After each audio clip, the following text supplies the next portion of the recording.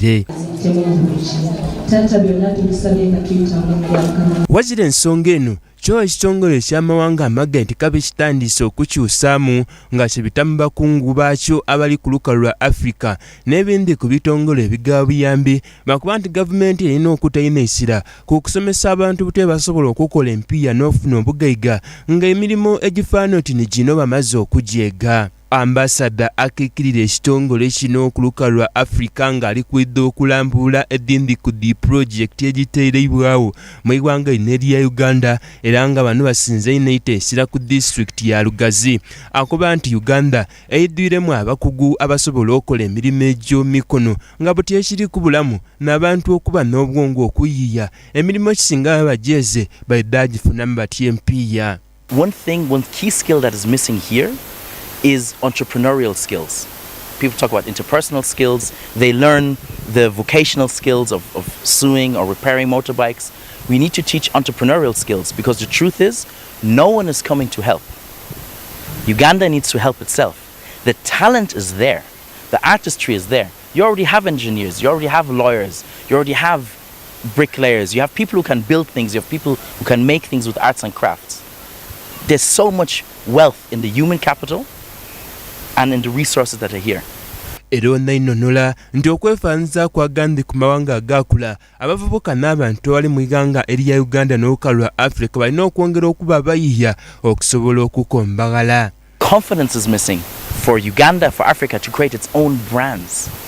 And that's what it is. There is no way of doing it. Nobody told Microsoft founder Bill Gates that he has to create a software company and go out and do it. Nobody did that. Nobody told Apple to go and build a phone.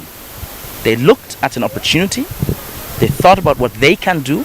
Ono kwogera ebibono bino ng'olonye abakungu abava mu kitongole ky'amawanga amagatte yafeesa Isa minisita mu iganga erya Uganda n'ebindi ku bitongole ebigawa buyambi biwubyeko olubuwo lw'ebigere mu kiketeze ekya Lugazi mu disitulikiti y'Emukono okutongoza ekifo kye bateererewo abakyala ababeere batoopatoopa eno okubaako n'emirimu gye beega basobole okwefunira ku mpiya.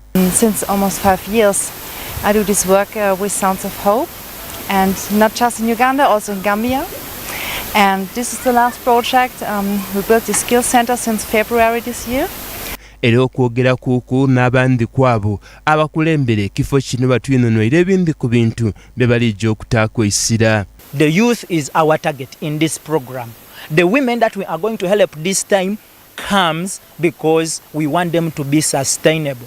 But later we are going to impact the youth, and that is where our concentration is.